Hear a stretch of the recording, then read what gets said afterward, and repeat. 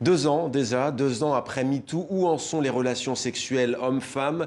Le point de vue d'Ovidie ce soir sur TV5 Monde. La réalisatrice et écrivaine française publie Baiser après MeToo. Lettre à nos amants foireux, édition Marabule. Bonsoir. Bonsoir. Soyez la bienvenue sur TV5 Monde. Une BD donc avec des dessins signés d'Igli. On va commencer peut-être par cette question. Donc, vous revenez sur des situations anormales dans le couple, vécues presque par toutes les femmes. C'est ce que vous dites. C'est quoi une situation anormale dans un couple ou dans un rapport sexuel? Alors, je ne sais pas si c'est anormal le terme, en tout cas dysfonctionnel ou problématique, je dirais. Voilà. Et c'est vrai que toutes les situations qui sont décrites dans le livre ne sont pas des situations qui sont spectaculaires, ce sont des situations qui sont tristement banales, mais qui méritent d'être repensées, recogitées.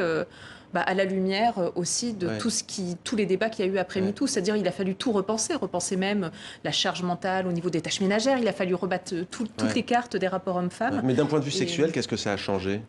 Ça a changé déjà qu'il y a un paquet de femmes qui se sont interrogées sur la provenance de leurs fantasmes, par exemple, en se demandant pourquoi. Pourquoi est-ce que ça m'excite plus que ça? Est-ce que c'est une construction culturelle ou pas? Qu'est-ce qui fait que, par exemple, la soumission ou la domination peut m'exciter, etc. Donc il y a pas mal de femmes déjà qui se sont posées des questions et qui se sont dit aussi qu'elles en avaient marre d'avoir une sexualité sans plaisir. Parce qu'il y a beaucoup de femmes qui ont une sexualité sans plaisir. Et elles se sont posées la question à partir de ce moment-là de mais à quoi bon? Est-ce que le jeu en vaut la chandelle? Est-ce que je suis obligée de le faire? Pourquoi est-ce qu'il y a ce qu'on appelle un orgasm gap, c'est-à-dire un énorme clivage, je dirais, entre l'accès à l'orgasme du côté des hommes et l'accès à l'orgasme du côté des femmes? Voilà pourquoi il y a cette inégalité. Le viol n'est pas une opinion. Vous abordez cette question du viol. À un moment donné, vous dites, par exemple, s'agissant de la sodomie, techniquement, ça peut être un viol dans le couple.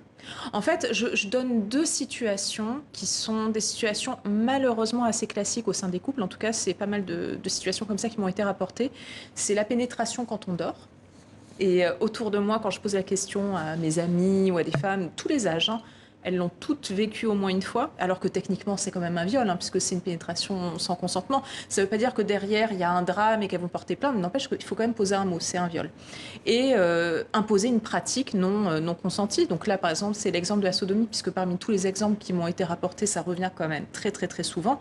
Mais imposer une pratique sexuelle alors qu'on n'y consent pas, voilà, même si c'est notre compagnon, même si on était d'accord 5 minutes avant, même si, même si on est marié. Même si on est marié. Non, c'est non, en fait, ça revient aussi souvent. Alors, vous avez choisi la lettre, lettre aux amants foireux. C'est quoi un amant foireux? C'est celui qui ne comprend pas sa partenaire? Un amant foireux, déjà... Il pense qu'à lui. Déjà, c'est quelqu'un qui pense à lui. C'est, pour reprendre la formule de Virginie Despentes, c'est un homme qui baise tout seul. Elle dit, Virginie Despentes, que les hommes ont appris à baiser tout seul. Il y a quelque chose qui est un petit peu de cet ordre-là, effectivement. C'est-à-dire de ne pas forcément se soucier du plaisir de l'autre. Et c'est vrai que quand on regarde la sexualité hétérosexuelle, elle commence avec la pénétration, elle se finit avec l'éjaculation. Ne serait-ce que ça, depuis MeToo, il y a pas mal de femmes qui ont dit, mais pourquoi en fait?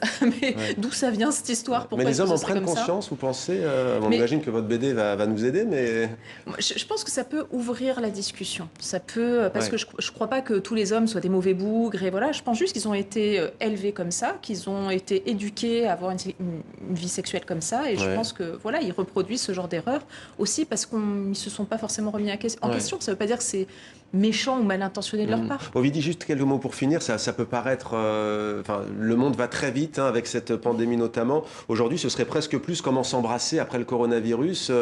Que vous inspire cette pandémie? Est-ce que vous redoutez que ça ait un impact sur nos comportements, sur les sentiments, sur la vie sexuelle? Forcément, ça va avoir un impact. Moi, je vois des guides qui sont intéressants, mais qui sont diffusés sur Internet pour savoir comment est-ce qu'il faut avoir un rapport sexuel en temps de pandémie. Donc, par exemple, il y a plein de guides qui disent qu'il ne faut plus s'embrasser. Ah bon, s'il ne faut plus s'embrasser, déjà... Ça va être compliqué. Déjà, ça va être triste, tout ça. Mais c'est vrai que la rencontre, l'altérité aussi... Le sourire, déjà, même s'il y a les yeux. Oui, voilà. Effectivement. C'est triste, un petit peu. Merci beaucoup, Ovidie Digli. Je précise d'ailleurs que votre mari et Digli, c'est pareil, son compagnon, vous n'étiez pas au courant que vous faisiez cette BD. Ils l'ont lu d'ailleurs? Ouais. Et dans les deux cas, ça a été très intéressant. Je pense qu'il y a eu du débat à la maison. Merci beaucoup, Ovidie. Baiser après MeToo. Lettre à nos amants foireux, c'est chez Marabule.